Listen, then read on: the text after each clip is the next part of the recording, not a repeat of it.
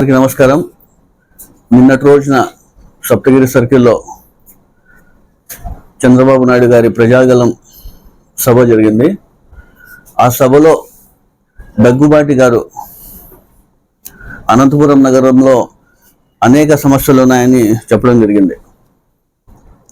YCP ప్రభుత్వం వచ్చిన తప్పు నుంచి దగ్గుబాటి గారు హైదరాబాద్లో ఉండి ప్రతిరోజు ఎక్కడెక్కడ గుంతలు ఉన్నాయి, ఎక్కడెక్కడ అభివృద్ధి కాలేదు, ఏ రోడ్లు వేయలేదని చూసుకుంటూ ఉన్నారు. ఆయన నెల రోజుల ముందు వచ్చి అవన్నీ ఇప్పుడు చెప్పడం జరుగుతుంది. అయ్యా దగ్గుబాటి గారు, మీరు నెల రోజుల ముందు వచ్చి ఈరోజు అనంతపురం నగరాన్ని అభివృద్ధి కాలేదని చెప్తున్నారు. ఫస్ట్ అనంతపురం కాన్స్టిట్యున్సీలో ఎన్ని డివిజన్లు ఉన్నాయి, ఎన్ని పంచాయతీలు ఉన్నాయి, ఎంత విస్తీర్ణత ఉంది, ఫస్ట్ కొంచెం బేసిక్ నాలెడ్జ్ పెట్టుకొని మాట్లాడితే బాగుంటుందని దగ్గుబాటి గారు నేను తెలియజేస్తున్నాను. ఈరోజు 40 ఏళ్ళుగా గౌరవ శాసనసభలో అనంత వెంకటరామరెడ్డి గారు రాజకీయాల్లో ఉన్న విషయం ఆయనకి తెలియదేమో కానీ 4 సార్లు ఎంపీగా, ఒకసారి ఎమ్మెల్యేగా, మరోసారి ఎమ్మెల్యేగా కంటెస్ట్ చేస్తున్నారు. గత 30-40 సంవత్సరాలు జరిగిన అభివృద్ధి ఈరోజు మన గౌరవ శాసనసభలో అనంత వెంకటరామరెడ్డి గారు అనంతపురం నగరానికి 1100 కోట్ల రూపాయలతో అభివృద్ధి కార్యక్రమాలు చేసినారంటే ఒకసారి మీరందరూ కూడా గమనించాల్సిన అవసరం ఎంతైనా తెలియజేస్తున్నారు. ఎప్పుడు మాట్లాడినా డంప్యార్డ్ షిఫ్ట్ చేయలేదు, డంప్యార్డ్ని ఏం చేయలేదు అని చెప్పి మాట్లాడుతుంటారు.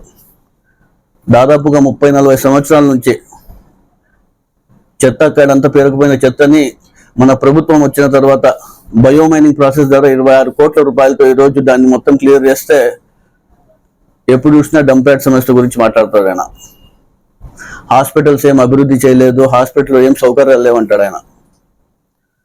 సూపర్ స్పెషాలిటీ హాస్పిటల్లో గత మీ ప్రభుత్వంలో ఏ విధంగా అయితే పనులన్నీ ఆగిపోయింటే వైఎస్ఆర్సీపీ ప్రభుత్వం వచ్చిన తర్వాత మన గౌరవ ముఖ్యమంత్రి వైఎస్ జగన్మోహన్ రెడ్డి గారిని కలిసి అనంత వెంకటరామరెడ్డి గారు 30 కోట్ల రూపాయలు తీసుకొచ్చి శాంక్షన్ చేయించుకుని దాన్ని మొత్తం రెడీ చేయించిన ఘనతగా ఎవరున్నారంటే మన గౌరవ శాసనసభ అనంత వెంకటరామరెడ్డి గారు.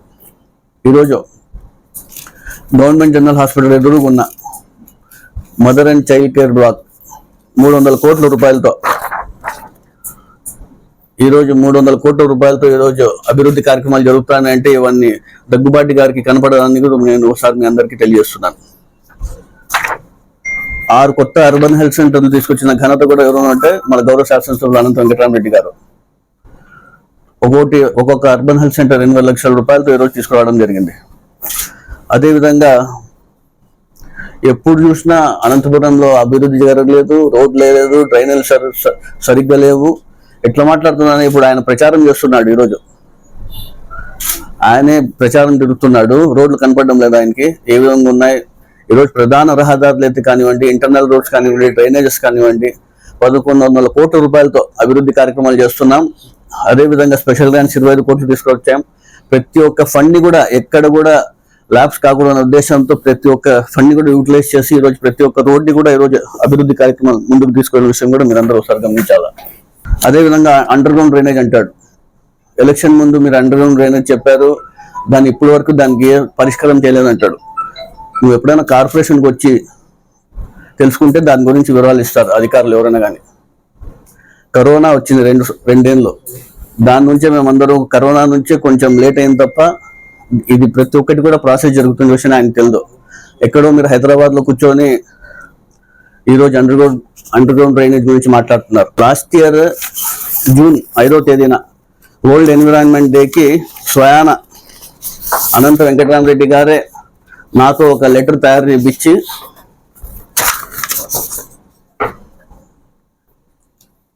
భూపేంద్ర యాదవ్జీ సెంట్రల్ మినిస్టర్ని కూడా నేను కలవడం జరిగింది జూన్ 5వ తారీఖున.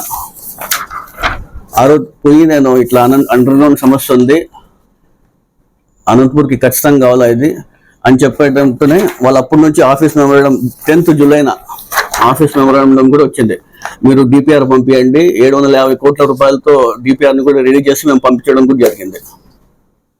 10th జూలై కూడా రావడం జరిగింది. ఇది ఒకసారి ఆయన గమనించాలి. ఇది వచ్చినాక మేమంతా రెడీ చేసి డిపిఆర్ని కూడా రెడీ చేసి పైన కూడా పంపించడం జరిగింది. 750 కోట్ల రూపాయలతో డిపిఆర్ని కూడా రెడీ చేసి మేము పైన కూడా పంపించడం జరిగింది. ఏది తెలియకున్నట్లుగా మీరు మాట్లాడడం ఇది హాస్యాస్పదంగా ఉంది. ప్రతి ఒక్కటి కూడా ప్రాసెస్ లో ఉంది. అండర్ గ్రౌండ్ డ్రైనేజ్ గురించి ప్రతిసారి మాట్లాడతాడు ఆయన. నువ్వు తెలుసుకొని మాట్లాడు, కార్పొరేషన్ లో ఏం జరుగుతున్నా ఏం లేదు ప్రతి ఒక్కటి తెలుసుకొని మాట్లాడితే కన్నా బాగుంటుంది. అదే రోజు కూడా జూన్ 6వ తేదీన ఈనాడులో వచ్చింది, సాక్షిలో కూడా వచ్చింది. నేను సెంట్రల్ మినిస్టర్ కలిసిండేది అండర్ గ్రౌండ్ గురించి కావాలని చెప్పి మాట్లాడడం కూడా జరిగింది. ఊరికే నేను చెప్పేది కాదు, ఇవన్నీ ఉండే వాస్తవాలు చెప్తున్నాయి. ఇవన్నీ చూడండి, ఇవి రెండు కూడా ఈనాడు కానివ్వండి, సాక్షి కానివ్వండి, రెండిట్లో వచ్చింది. ప్రతిసారి ఏదుకొని నోటికి వచ్చినట్లు మాట్లాడేది కాదు. ఆ స్క్రిప్ట్ రాసిచ్చే వాళ్ళు కూడా స్క్రిప్ట్ రాసిచ్చింది కూడా ఆయన సరిగ్గా చెప్పలేకపోతున్నాడు. ఆయన ఏదో ఎవరో రాసిస్తున్నారు మాట్లాడు తప్ప అదే. నిన్న ఇంకో మాట అన్నాడు ఆయన, ఒక డమ్మీ మేయర్ని పెట్టుకొని అనంత వెంకటరామరెడ్డి గారు అవినీతి చేస్తున్నారండి. నువ్వు నన్ను విమర్శిస్తే మా ముస్లిం సమాజానికే నువ్వు అవమానించినట్లు. ఇది నేను ఖచ్చితంగా చెప్తున్నాను. ఈరోజు మేమందరం కూడా నీతి నిజాయితీగా అందరు యూనిటీగా ఉండేది ఒక డమ్మీగా నీకు కనపడుతుందా? ఈరోజు అనంతపురం నగరం అభివృద్ధి చెందిందంటే ఈరోజు మేమందరం కూడా యూనిటీగా ఉన్నందుకు కారణం ఈరోజు అనంతపురం నగరం ఏ విధంగా అభివృద్ధి చెందడం మీరు ఒకసారి గమనించాలా. అదే విధంగా గతంలో మనం చూసుకుంటే ఎమ్మెల్యే, ఎంపీ, మేయర్ ఏ విధంగా వాళ్ళందరూ కూడా ఎప్పుడు ఇష్యూస్ క్రియేట్ చేసుకొని నగరాన్ని ఏ విధంగా నాశనం చేస్తున్నారు కూడా మీరు అందరూ ఒకసారి గమనించాలా. ఎప్పుడు పడితే ఏంది పడితే మాట్లాడితే కూడా మేము ఊరికే ఉన్నాం. ఈరోజు ఒక ముస్లింలకి మీరు ఎప్పుడు ప్రాధాన్యత లేదు. ఒక ముస్లింలకు వైఎస్ఆర్ ప్రభుత్వం అంత మంచి పదవి ఇస్తే ఈరోజు మీరు హేళనగా మాట్లాడుతున్నారు. ప్రజలందరూ గమనిస్తున్నారు, ముస్లిం సోదరులందరూ గమనిస్తున్నారు. రాబోయే ఎన్నికల్లో ఖచ్చితంగా బుద్ధి చెప్తారని తెలియజేస్తున్నారు. ఈరోజు ముస్లిం సమాజానికి అవమానించినట్లు మాట్లాడుతున్నావు. ఖబర్దార్, జాగ్రత్త అని చెప్పి దగ్గుబాటికి నేను చెప్తున్నాను. అదే విధంగా ఈరోజు అభివృద్ధి జరుగుతా అంటే దీనికి డమ్మి అంటావా? నువ్వు వచ్చి 30 రోజులు అయింది. ఈరోజు అనంతపురం నగరంలో ఏ విధంగా దాడులు జరుగుతున్నాయని ప్రతి ఒక్కరు కూడా గమనించాలా. ఈరోజు రామకృష్ణ కాలనీలో నగేష్ గారి పైన మీరు దాడుల్ని ప్రోత్సహించేది కరెక్టేనా? ఇది ఎప్పుడైనా 5 సంవత్సరాల్లో వైసీపీ ప్రభుత్వంలో అనంత వెంకటరామరెడ్డి గారి ఆధ్వర్యంలో ఎక్కడైనా ఇలాంటి ఒక్క గొడవనే జరిగిందా? ప్రజలందరూ గమనిస్తున్నారు. నువ్వు వచ్చిన 30 రోజులకే ఈ రోజు దాడులు జరుగుతున్నాయంటే దీన్ని నువ్వు ప్రోత్సహిస్తున్న విధంగా మీ అందరూ తెలుస్తున్నాను. అదేవిధంగా ఆయన కృషి వల్ల ఈరోజు అనేక అభివృద్ధి కార్యక్రమాలు కానివ్వండి, హంద్రీనివా ప్రాజెక్ట్కి సాధ్యమైనట్టు కూడా అనంత వెంకటరామరెడ్డి కృషి కూడా మీ అందరూ తెలుస్తున్నాను. ఈరోజు అనంత వెంకటరామరెడ్డి గారి కృషి వల్లే కరువు ప్రాంతాలకు కూడా కృష్ణా జలాలు వస్తున్నాయంటే కూడా అనంత వెంకటరామరెడ్డి గారితోనే ఆయన కృషి అని కూడా మీ అందరూ తెలుస్తున్నాను. రాప్తాడు ప్రసాద్ రెడ్డి గారి హత్య కేసులో నువ్వు నిందితుడుగా ఉన్నావు.